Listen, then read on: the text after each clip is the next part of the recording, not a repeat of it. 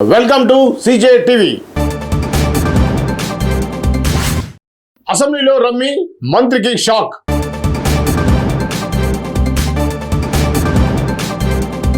₹17,000 కోట్ల రుణ మోసం కేసులో అనిల్ అంబానీకి ఈడీ సమన్లు.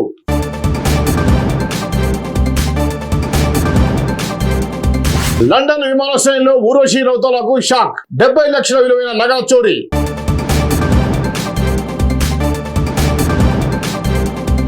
యూట్యూబ్ లో సరికొత్త చరిత్ర. 400 మిలియన్ల సబ్స్క్రైబర్లతో మిస్టర్ బీస్ట్ అగ్రస్థానంలో.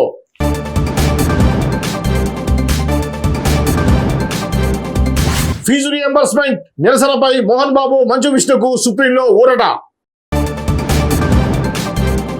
ఇక వివరంలోకి వెళ్తే, మహారాష్ట్ర అసెంబ్లీలో తీవ్ర వివాదానికి దారితీసినటువంటి ఘటన ఇది.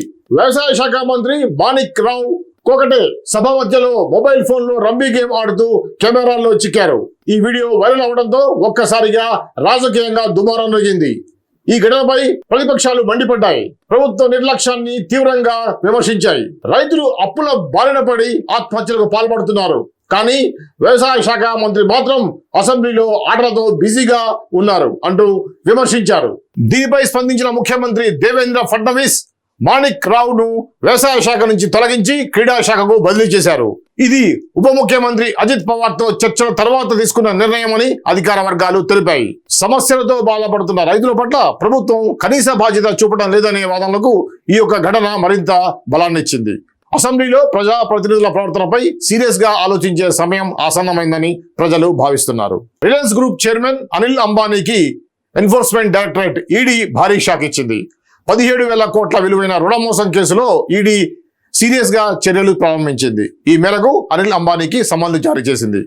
ఈ నెల 5వ తేదీన విచారణకు హాజరు కావాలని ఆదేశాలు జారీ చేసింది. ఇది ఇంతటితో ఆగలేదు. జూలై 24న అనిల్ అంబానీకి చెందిన 50 కంపెనీలు, 25 మంది వ్యాపార భాగస్వాములు, అలాగే రిలయన్స్ గ్రూప్ కు చెందిన అధికార కార్యాలయాల్లో ఆకస్మిక సోదాలు నిర్వహించి ఈడీ పిఎంఏఎల్ చట్టం కింద 3 రోజుల పాటు జరిగిన ఈ యొక్క తనిఖీల్లో కీలకమైన డాక్యుమెంట్లు, హార్డ్ డిస్కులను స్వాధీనం చేసుకున్నట్లుగా అధికారులు వెల్లడించారు. ఈ యొక్క పరిణామాలు ముంబై కార్పొరేట్ వర్గాల్లో తీవ్ర చర్చకు దారితీస్తున్నాయి. రుణ మోసాలపై కేంద్ర సంస్థలు తీసుకుంటున్నటువంటి కఠినమైన చర్యలని స్పష్టమవుతోంది. బాలీవుడ్ నటి ఊర్వశి రౌతలకు లండన్ లో షాకింగ్ అనుభవం ఎదురైంది. వింబుల్డన్ మహిళల సింగిల్ ఫైనల్ మ్యాచ్ కు హాజరైన అనంతరం తిరుగు ప్రయాణం చేస్తున్నటువంటి సమయంలో ఆమె ఖరీదైన సూట్ కేసు ఎయిర్పోర్ట్ లో చోరీకి గురైంది. ఈ విషయాన్ని ఊర్వశి గురువారం తన ఇన్స్టాగ్రామ్ పోస్ట్ ద్వారా వెల్లడించారు. ఆ సూట్ కేసులో 70 లక్షల విలువైన ఆభరణాలు ఉన్నాయని పేర్కొన్నారు. ఘటనపై స్థానిక పోలీసులకు ఫిర్యాదు చేసినప్పటికీ విమానాశ్రయ సిబ్బంది ఎటువంటి సహకారం అందలేదని ఆమె వాపోయారు. గాట్విక్ ఎయిర్పోర్ట్ వర్గాల నుంచి ఇప్పటి వరకు ఎటువంటి అధికారిక స్పందన రాలేదని ఆమె తెలిపారు. ఇది ఊర్వశికి ఎదురైన తొలి అనుభవం కాదు. 2023లో కేన్స్ ఫిల్మ్ ఫెస్టివల్ సమయంలో ఆమె చెందినటువంటి 45 లక్షల విలువైన వస్తువులు మాయం కాగా గతంలో ఐఫోన్ కూడా చోరీకి గురైనట్లు ఊర్వశి స్వయంగా వెల్లడించారు. ఇలా వరుసగా విలువైన వస్తువులు చోరీకి గురి అవుతున్న నేపథ్యంలో విమానాశ్రయ భద్రతపై నెటిజన్లు కూడా అభ్యంతరాలు వ్యక్తం చేస్తున్నారు. ప్రపంచవ్యాప్తంగా కోట్లాది మంది అభిమానులను అలరిస్తున్న YouTuber super star Mr Beast ఇప్పుడు యూట్యూబ్ చరిత్రలో ఓ మైలురాయి చేరుకున్నారు. ఏకంగా 400 మిలియన్ల సబ్స్క్రైబర్లు, అంటే 4 కోట్ల మంది. ఇదే యూట్యూబ్ లో ఓ వ్యక్తి నడిపే ఛానల్ కు వచ్చిన అత్యధిక సంఖ్య. ఈ గర్వకారణం విజయాన్ని జరుపుకుంటూ మిస్టర్ బీస్ట్ అలానే యూట్యూబ్ CEO నీల్ మోహన్ కలిసి దిగిన ఓ ప్రత్యేకమైన ఫోటోను సోషల్ మీడియాలో షేర్ చేశారు.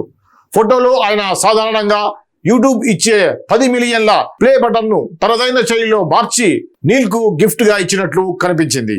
జిమ్మీ జోనాల్టన్ అనే అమెరికన్ యువకుడు మిస్టర్ బీస్ట్ గా మారడం వెనుక వినూత్న వీడియోలు, వింతైన ప్రయోగాలు, భారీ బహుమతులు ఉన్నాయి. ఓసారి ఇంటిని బహుమతిగా ఇచ్చాడు, మరోసారి ₹1,00,000 నగదును అభిమానులకు పంచిపెట్టారు. పేదలకు ఉపయోగపడే కార్యాలు, సామాజిక ప్రయోజనంతో కూడిన వీడియోలు కూడా చేశారు. ప్రతి వీడియో వెనుక భారీ ప్రణాళిక, చాకచక్యం, క్రియేటివిటీ ఉంటుంది. డిజిటల్ ప్రపంచంలో అగ్రస్థానం ప్రస్తుతం మిస్టర్ బీస్ట్ యూట్యూబ్ ఛానల్ చరిత్రలో సింగిల్ క్రియేటర్ ఛానల్ గా నెంబర్ 1. వినోదాన్ని సమాజ సేవతో మిళితం చేయగలిగినటువంటి మిస్టర్ బీస్ట్ ప్రపంచవ్యాప్తంగా ఉన్న అభిమానుల మద్దతే ఈ విజయం వెనుక ఉన్న రహస్యం. వీడియోలు చూడడానికి సరదాగా ఉంటాయి, సహాయపడతాయి కూడా. మిస్టర్ బీస్ట్ సాధించిన ఈ ఘనత క్రియేటివిటీ, సేవాగుణం, వినూత్న ఆలోచనల మిశ్రమంగా రూపొందిన విజయం. డిజిటల్ ప్రపంచంలో ఇది ఒక చారిత్రాత్మక ఘట్టమే అనవచ్చు. టీమిండియా స్పిన్నర్ చాహల్ జీవితంలో అత్యంత క్లిష్టమైన దశ గురించి ఎమోషనల్ గా స్పందించారు. భార్య ధనుశ్రీ వర్మతో విడాకులు తీసుకున్న తర్వాత తనపై సోషల్ మీడియాలో వస్తున్న విమర్శలు, అపార్థాలు తీవ్ర మానసిక ఒత్తిడికి దారితీశాయని ఆయన ఒక ఛానల్కి ఇచ్చిన పాడ్కాస్ట్ లో వెల్లడించారు. నాపై మోసగడన ముద్ర వేశారు, కానీ నేను ఎవరికీ నష్టం చేయలేదు. నాకు 2 అక్కలు ఉన్నారు. మహిళల పట్ల గౌరవంగా ఎలా ఉండాలో నాకు బాగా తెలుసు అని చాహల్ ఉద్వేగపూరితంగా చెప్పారు. విడాకుల అనంతరం వచ్చిన వ్యక్తిగత విమర్శలు తనను ఎంతగానో దెబ్బతీశాయని, మానసికంగా కృంగదీశాయని చాహల్ వివరించారు. 45 రోజుల పాటు రోజుకు కేవలం 2 గంటలు మాత్రమే నిద్రపోయాను. 5 నెలల పాటు తీవ్ర ఒత్తిడిలో ఉన్నాను. క్రికెట్ నుంచి బ్రేక్ తీసుకున్నా. కొన్నిసార్లు మిత్రుడితో ఆత్మహత్య ఆలోచనలు కూడా పంచుకున్నాను. అది భయంకరమైన అనుభవం అంటూ చాహల్ కంట తడి పెట్టుకున్నారు. కెరియర్, పర్సనల్ లైఫ్ మధ్య తారతమ్యం. మేమిద్దరం విజయానికి పరితపిస్తున్నాం, కానీ వ్యక్తిగత జీవితానికి సమయం ఇవ్వడం కష్టమైపోయింది. లక్ష్యాలు, వ్యక్తిత్వాలు ఒకే దిశలో లేకపోతే రిలేషన్షిప్ ప్రభావితం అవుతుంది.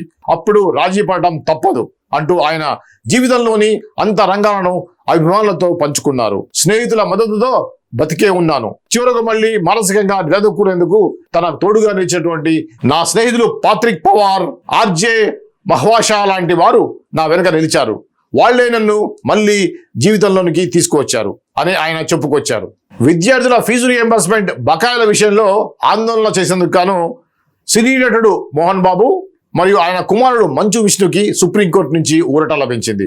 2019లో ఎన్నికల కోడ్ ఉన్నా నిరసన చేసినందుకు కేసు నమోదైంది. 2019 మార్చి 22న తిరుపతి జిల్లా శ్రీ విద్యానికేతన్ విద్యా సంస్థ వద్ద మోహన్ బాబు, విష్ణు సిబ్బంది విద్యార్థుల ఫీజు బకాయిల కోసం నిరసన చేపట్టారు. ఈ ఆందోళన ఎన్నికల కోడ్ అమల్లో ఉన్న సమయంలో జరగడంతో ట్రాఫిక్ అంతరాయం కలిగినందున పోలీసులు ఫిర్యాదుతో చంద్రగిరి పోలీస్ స్టేషన్లో కేసు నమోదైంది. అయితే హైకోర్టులో తిరస్కారం, సుప్రీంకోర్టులో తీర్పు. తమపై నమోదైన కేసులను కొట్టివేయాలంటూ మోహన్ బాబు హైకోర్టును ఆశ్రయించగా హైకోర్టు అభ్యర్థనను తోసిపుచ్చింది. అయితే 2024 మార్చి 3న సుప్రీంకోర్టును ఆశ్రయించిన మోహన్ బాబు పిటిషన్పై విచారణ జరిపి ధర్మాసనం ఎఫ్ఐఆర్ ఛార్జిషీట్లు చదివిన అభియోగాలు తార్కికంగా నిలవలేవని తేల్చింది.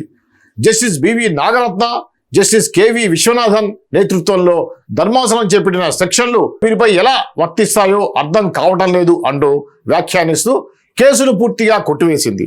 విద్యార్థుల కోసం ఆందోళన, కానీ కేసులుగా మారిన ఆందోళన. విద్యార్థుల కోసం చేపట్టిన ఈ యొక్క నిరసన ప్రభుత్వ నిర్లక్ష్యంపై ప్రశ్నెత్తినా అది చట్టరీత్యా మోడ్ కోడ్ ఉల్లంఘనగా భావించబడుతుంది. ఇప్పుడు సుప్రీంకోర్టు తీర్పుతో మోహన్ బాబు, విష్ణులకు న్యాయపరమైన ఊరట లభించింది. ఇది ఈ వార్తలు. మరో ముఖ్యాంశాలతో మళ్ళీ కలుద్దాం. అంతవరకు చూస్తూనే ఉండండి CJ టీవీ. నేను మీ శ్రీనివాస్ వాలి.